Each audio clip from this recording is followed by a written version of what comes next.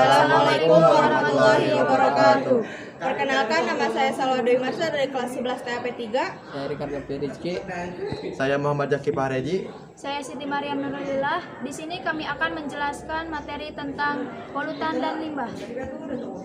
Di sini saya akan menjelaskan sedikit pengertian tentang polutan. Polutan adalah zat yang mampu menyebabkan pencemaran lingkungan. Suatu zat dinamakan sebagai polutan jika memiliki kadar berlebihan serta mengganggu keadaan sekitarnya.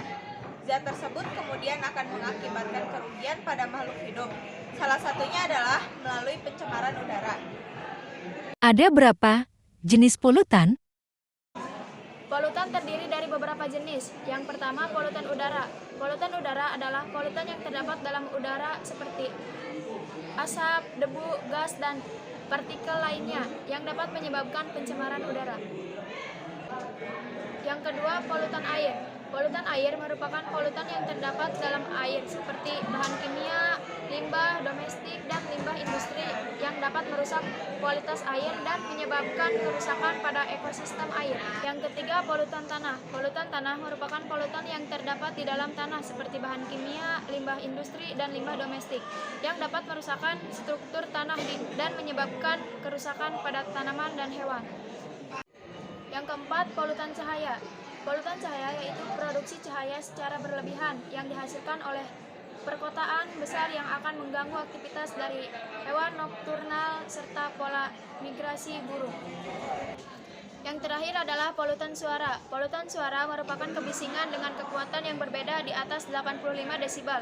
Contohnya seperti suara sirine, suara mesin pesawat jet, suara speaker ataupun sonar dari angkatan laut. Selanjutnya saya akan menjelaskan tentang pengertian limbah. Apa itu limbah? Apa saja karakteristik limbah? Limbah adalah bahan pembuangan tidak terpakai yang berdampak negatif bagi masyarakat. Jika tidak dikelola dengan baik, limbah merupakan sisa-sisa produksi baik dari alam maupun hasil kegiatan manusia.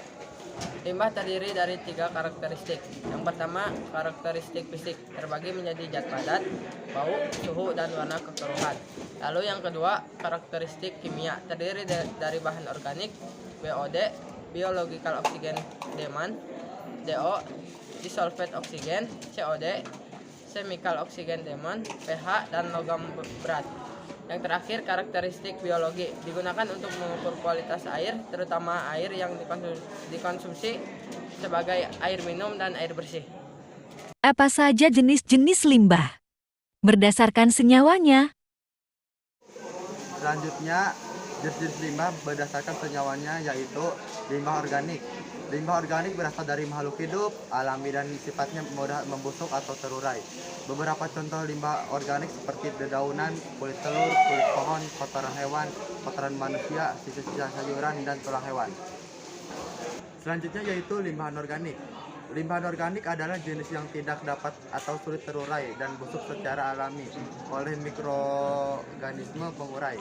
Contohnya seperti sisa sabun cuci, sampah kantong plastik, sisa kain yang sudah tidak dapat digunakan, limbah pabrik, limbah minyak, sampah botol, plastik bekas minuman, dan sampah dari logam. Dan yang terakhir yaitu limbah B3. Ada limbah bahan berbahaya dan beracun B3.